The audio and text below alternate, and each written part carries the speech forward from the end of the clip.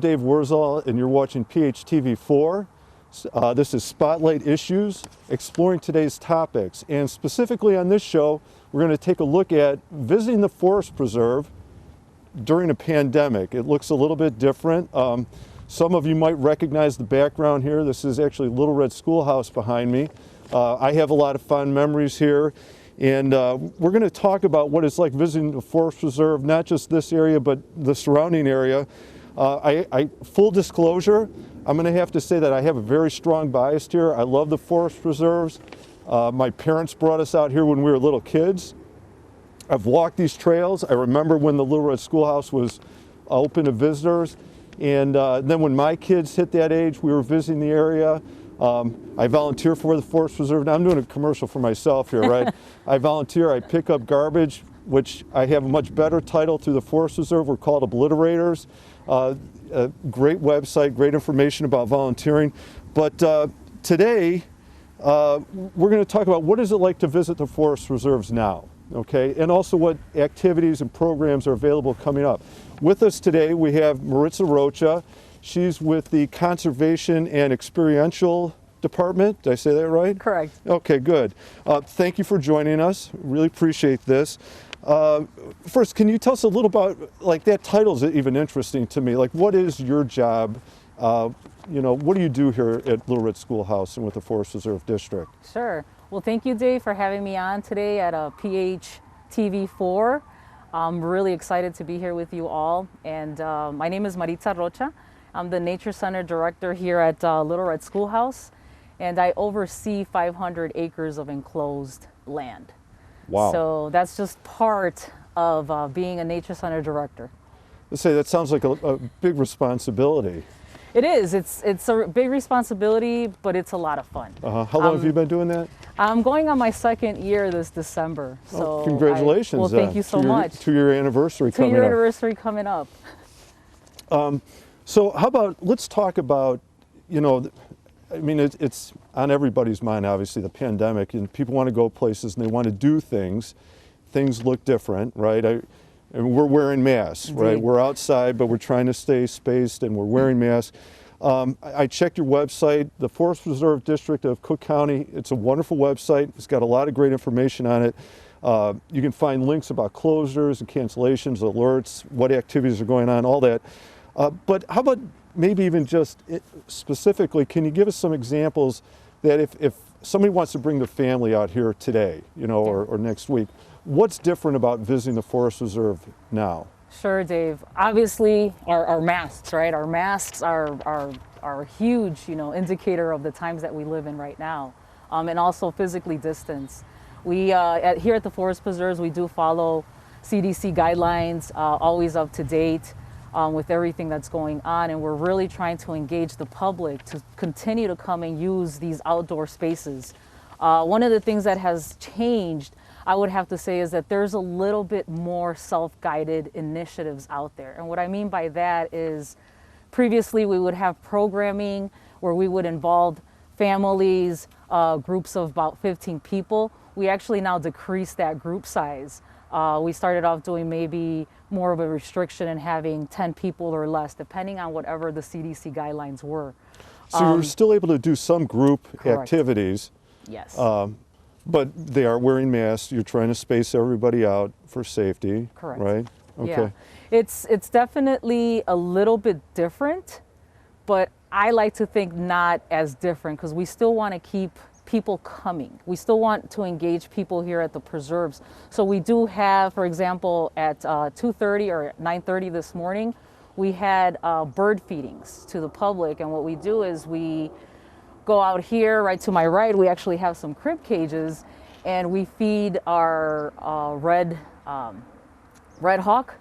red-tailed hawk, or we feed our barred owl at about 2:30 or 9:30 every single day, and we invite the public to come and check out while we give some educational tips or programming initiatives, as well as what's going to happen this week in programming here at Little Red. That sounds wonderful. How about, let's take a quick break. Let's check out the wild birds, or we're still wild, but birds of prey. Birds of prey. Yeah, let's check them out. Let's take a quick break and we'll be right back. Sounds good. Hi, again, I'm Dave Wurzel with PHTV4, and we are at the Little Red Schoolhouse. On both sides of me right now, we'll get you some, images. We have their birds of prey. We have a hawk to my one side, a barn owl to the other side. A little bit later on, I think we're going to get a really nice picture with a red-tailed hawk. Behind me is the new, when I say new, it's been around for a few years, the nature center that is now open to the, or not open now, but hopefully someday soon, right? Correct. So we had started to talk about some programs have been canceled, some have you've had to change in some way. This bird area is something that is still going on, right? Correct. So how would people visit this area now? What might happen here? Sure, Dave. With this area, we haven't changed too much. We still have our outdoor enclosures, which you mentioned, our red-tailed hawk. To your right over here, what has changed is basically being mindful with one another, encouraging visitors that come out to the preserves to maintain that physical distance and just to make sure that they have their masks on while there's programming. When we do have our live bird feedings or bird of prey feedings, which we have from 9:30 and at 2:30 daily, we try to encourage the public to come and visit this particular area during those times so that they still have a sense of in-person programming. Unfortunately, most of our programs or our in-person programs have been canceled, but there is still room for other types of programmings that the Forest Preserves offers. And this is just one of them that we're still holding out to make sure that we're engaging the public and also feeding our animals at the same time. So that's a good thing to know. Is it 7 days a week, those two time slots? Yes. So if somebody wanted to plan a visit to Little Red Schoolhouse, they know that if they were here before 9:30 or before 2:30, they could enjoy that in-person program. But you mentioned some programs have been canceled or some have gone virtual. Can you give us some examples of those? Sure. Obviously, we adhere to all the CDC guidelines, so following that closely, the Forest Preserves went ahead and canceled some programs and many initiatives and events that we normally had programmed. So, for example, we did have to cancel our art fair, which we've had for over 50 years, but we still had something virtual for the public. So we offered at-home programming where people got to learn how to either do any type of crafts, but we also invited our partners that were here last year, so sort of give that type of programming, but to also be inclusive, right? To make sure that we weren't leaving anyone out. And then this year, another big event that we have at Little Red Schoolhouse is our solstice bonfire, which is held on the 21st of December. This year, we will not be able to have the in-person event, but we are planning on having a virtual event where we talk a little bit more of, what you could do at home, at the comfort of your home, Right. and still look at the moon or still have some type of experience or connection with the outdoors, which is our big message, is that people are getting outdoors and actually exploring and still hiking and having those self-led programs and walks. Okay, good. So we'll share that information. If somebody wanted to find out what programs are still available, virtual programs, they could go to your website and they would see what that program is now. Correct. Yes, we do have a great website which is updated. Normally we try to update as much as possible, and right now it's at fpdcc.com. Okay. And that takes you to different, windows, so to speak. So Little Red Schoolhouse is one of 6 nature centers in the Cook County area. So we do have a Facebook page, so that's another resource to use. We also have various departments.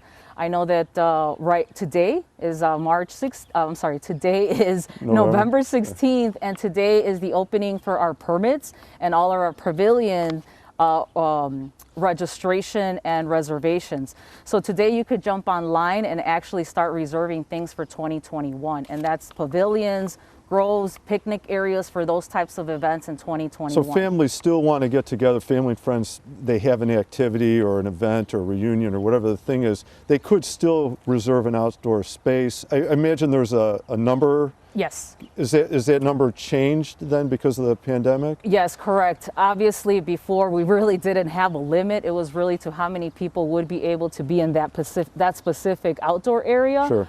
Right now, we are, again, being really vigilant and trying to follow all of these CDC guidelines that are provided to us.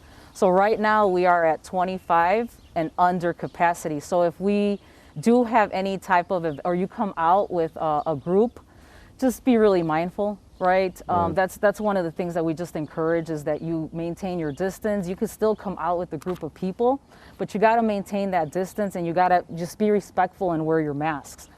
The outdoors is open. The trails are open, and we still have my team and staff out here at the forest preserves, and we still want to encourage people to come out, but to be safe. Right, absolutely. You know, how about, let's do that. Let's take a quick break. Let's head down to a trail and we'll pick it up there. All right, sounds good. Hi, thank you for joining us. We decided to make a pit stop. We're about to visit the trails and go for a little walk, but we happen to be walking by your campfire pit, and you know, this raised some other activities that we can do at the Forest Reserve Center, especially during the winter. A campfire could be a really nice idea. Yeah. What will be happening in the winter with campfires and that? That's right, Dave. I'm glad we're actually in this spot here. This is our fire council pit spot, so the pit is included. We're making that stop. But what I wanted to mention is that this year here at Little Red Schoolhouse, and probably other nature centers that have areas such as this, we'll be providing warming outdoor spaces. So we will have a fire going. The fire pit will be going whenever we have extreme weather, or maybe on a weekend. You know, when it's a little chilly out, we'll go ahead and put it. So it's something that we want to mention because we understand that we don't have the building inside open, right, but it might help ease, you know, a little bit, but also create a new activity out here. Sure. Also, something I wanted to also mention is the skiing. We do have snowshoes here at Little Red Schoolhouse that are available for us to lend out to the public. Normally we would have, you know, guided hikes and things like that, but I think with everything that's going on, it's pretty safe to say that we could still lend those snowshoes out as soon as we have our first snowfall, but we do have to have at least 3 inches of snow to use them and lend them out so people can experience that. And that could be done out here right at our multi-use trail, but also Saginaw in particular. Saginaw Nature Center does have cross-country skiing. I know things are changing, you know, every single day, but please check out the website because there are other opportunities to do things outside in the winter, even when there is snow. And they may or may not be able to rent their equipment, or again, check the website. Excellent advice all the time. This is good to know about this. That adds another, you know, dimension to the activity. You can come out here, and if it's really cold, you know, and you might be able to find a fire pit going or a warming area going. So if you go for that hour-long hike or whatever, you can always come back. Yep, warm up at the fire. The snowshoe thing, that sounds like that. I can imagine kids having a, you know, that'd be a whole new level of fun for them, but obviously we need snow. Oh, yeah. So there are things going on, you know, December, January, where people can enjoy, you know, other outdoor activities. Correct. Yeah. Correct. One other thing and final thing I want to mention is traditionally we would have moonwalks or night hikes and things like that. Again, everything that's going on. We do hope to have more monthly walks in the future. More hawks, but let's do moonwalks too. No, that's that good. too, which we will talk about, you know, birds of prey and all the habitats and animals that, you know, what happens at night, nocturnal hikes, so to speak. It is something that we want the public to look forward to having every single month. So that's something else to look out for.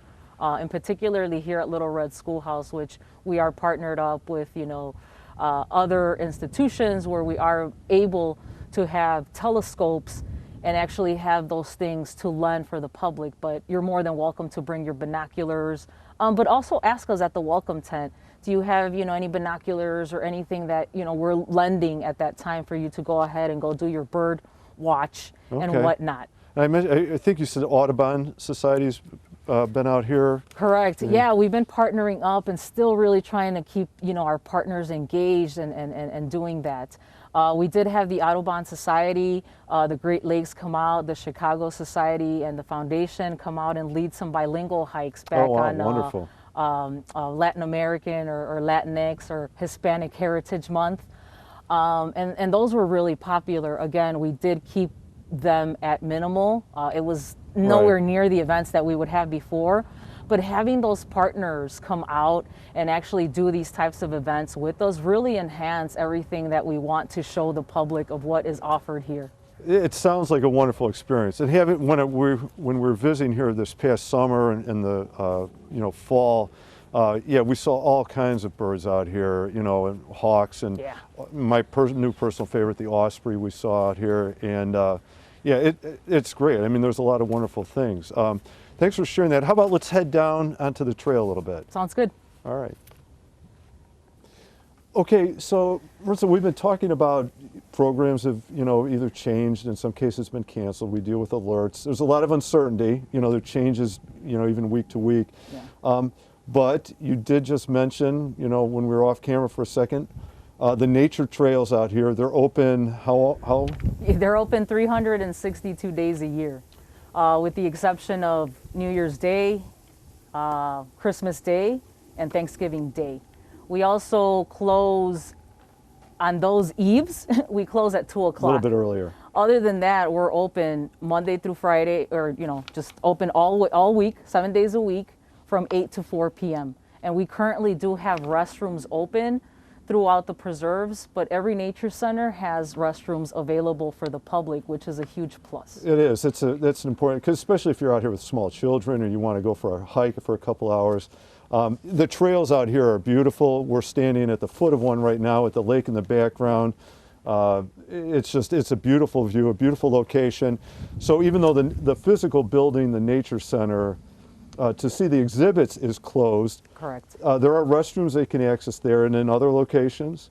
Yeah. Yes, there are other locations throughout the forest preserves, and please visit our site. We do have over 71,000 acres of land Wow. available to the public. There's a big wow under the mask. Holy cow. Yeah, huge wow. And again, as I mentioned earlier, I only oversee 500 acres, which is, here in Palos, we have 15,000 acres Of of forest natural, preserve. of natural Wow. resource land in the forest preserves, which, they're available for people to come out and use. Back here, what we have is the Black Oak Trail, but we also have our multi-use trail, which you could bring your horse, your pony, your dog, some skis with you when it starts snowing. Does that trail go behind the lake on that side of it? Is Yes, that- correct. Yeah. So what we're seeing over here, back here, is Black Oak Trail. We do have White Oak Trail as well, which is another one of our enclosed trails, and then the accessible trail, which Right. we've been walking along on. So that's another great. So even though maybe we lose some programs or some programs look different,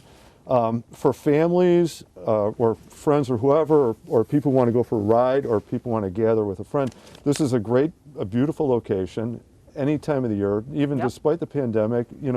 Wear a mask, space you out, but you can still visit the grounds and I would think have a beautiful day. I mean, here we are in mid-November. This is like a blessing, right? Yes. We've got sun, we've got reasonable warmth. It's a beautiful day. How about, can we talk a little bit more about other programs or activities that are available? Sure. Right now we're in the month of November, and we do have many virtual programs that are planned for these coming weeks. We have anything from, an actual fall hike and how to learn, one-on-one tips on how to come out and hike with your family, especially during these times, right? As we keep talking about, what's going on during these turbulent times, it's important to come ready and equipped. So we do have a lot of one-on-one programming out there that's offered virtually so that people are sort of informed of how to, do nature walks now, but also other programs that have to do with, the night sky. So things that you can do in the comfort of your home. There is other virtual hikes that we have that we will be actually offering. And one's coming up December 3rd, where we're actually partnering up with Open Land Tree Keepers and Little Red Schoolhouse, and we'll be conducting a virtual hike IDing trees here in this area for those individuals that aren't able to come out and explore. But again, one of the pluses out here at the preserves is that all the trails are open, so people do have accessibility to come on out and get some fresh air, you know, meditate, spend time with each, have a meeting outside, you know, do more outdoor things. And as you mentioned, the day's beautiful. We definitely can't ask, you know, for a better day like this in November. But the weather's going to be pretty good, I think, this next week.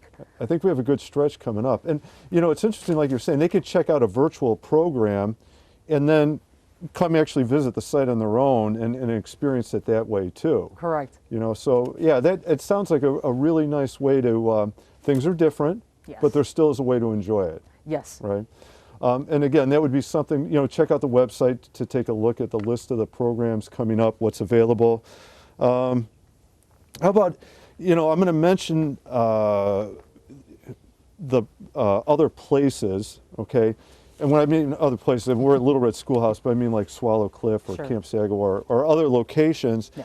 And I love hiking these trails.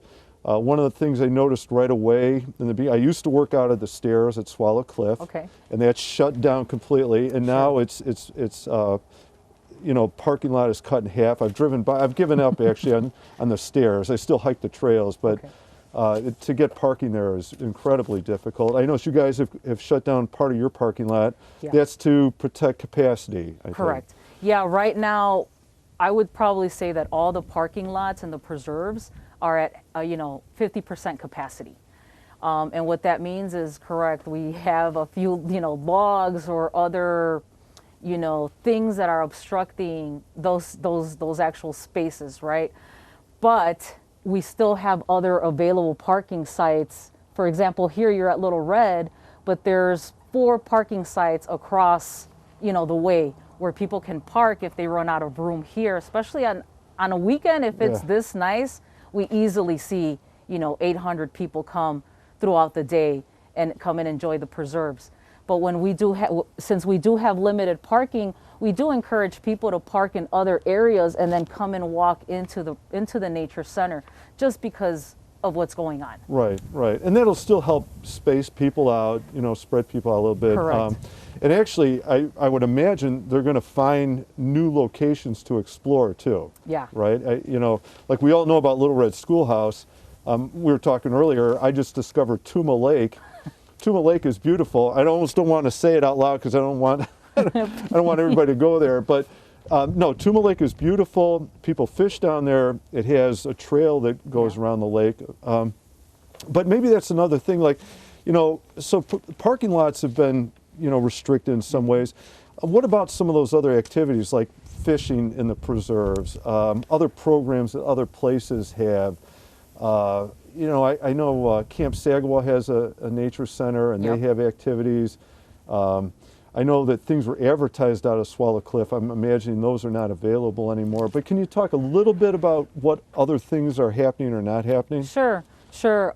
You know, again, one of the best resources, again, is our link. But we do have a Facebook page. Okay. Please visit that page because it does give you alerts of what's happening, in particular here at Little Red, but also the surrounding areas that we have. So you mentioned Swallow Cliff. Yeah, that's right. It's a pretty popular spot. Everyone loves to go do the stairs and work out. Even though we don't have programming per se like we used to, you know, you can still come out, you know, and get your exercise on. Sure, parking is limited, but as I say, we want to encourage our guests and our visitors to explore different areas for that simple fact, you know, and kind of allow others to check out areas that they haven't had the opportunity to check out.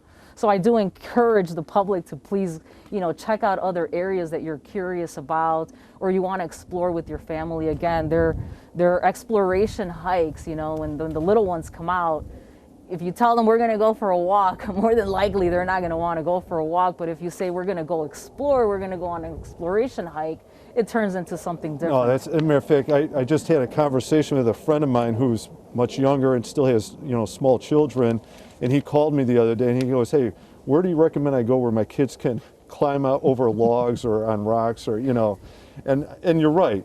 And as a matter of fact, going other places creates that sense of exploration. We're going to go discover a new place. We're going to go, no, that's really good. Camping facility like Camp Sullivan, are people still getting together in camp areas? Can that still happen? Yeah, so this year we did downsize, the amount of people that could come out and stay overnight at our campsites. It is also at 50% capacity, but we have, Camp Bullfrog, Maple Lake, very close to Little Red as well, and that has also been a popular site. We can't travel, right? We're restricted. So people are finding ways to have stay vacations and enjoy locally and enjoy things locally. And the preserves is just one of those locations for you, to definitely take advantage of with your family. And speaking of those particular sites, some of them are open year round, and some of them actually are only seasonal. Camp Bullfrog is an actual campground that is open year round, but again, there are restrictions to how many people. It's 50%. Please, call or actually visit the website to try and find out a little bit more information, since we are switching it up. But those are also available right now. Okay. Well, that's good to know. Yes, you can still enjoy the forest reserves, right? And things are different, but there's still many things going on, many activities, many programs, whether it's virtual or still a couple you can do on site. Right. Some things are not happening this year. Hopefully we'll be back, next year. Right. But the trails, obviously, and other things they can do out here. Is there anything else you want to help out? Any other information share? We'll definitely share the website. We'll give you that link. We'll give our viewers that link. Any other advice you want to give for people coming out to the Forest Reserve?